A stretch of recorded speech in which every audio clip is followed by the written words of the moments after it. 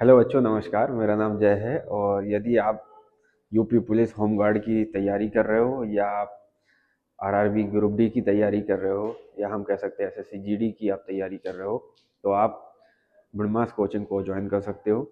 जहां अभी continuously GS की क्लासेस चल रही हैं, जिसके अंतर्गत मैं अभी पॉलिटी पढ़ा रहा हूं। तो अगर आप भी अपनी कंपटीशन की एग्ज़ाम को बेहतर ढंग से प्रदर्शन करना चाहते हो तो आके जुड़ सकते हो।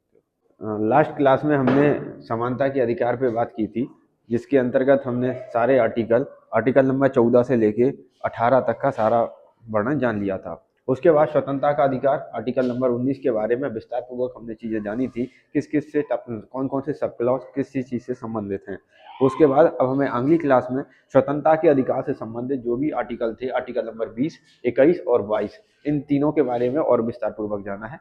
जिसमें हम आपको पहले भी बता चुके थे कि आर्टिकल नंबर 20 है, वो याद रख लेना, अपराधों के संदर्भ में दो सिद्धि से संरक्षण देता है। आर्टिकल नंबर 21, आर्टिकल नंबर 21 जीवन जीने का अधिकार है, और जीवन जीने के अधिकार के अंदर वो समस्त चीजें सम्मिलित होती हैं जो आप सोच सकते हो।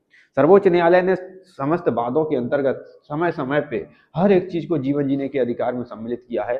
चाहे वो मनपसंद शादी करने का अधिकार हो, चाहे शुद्ध वायु में आपको सांस लेने की आवश्यकता हो, या शुद्ध पेयजल की आपूर्ति हो, सारा जीवन जीने अधिकार के ही अंदर सम्मिलित है।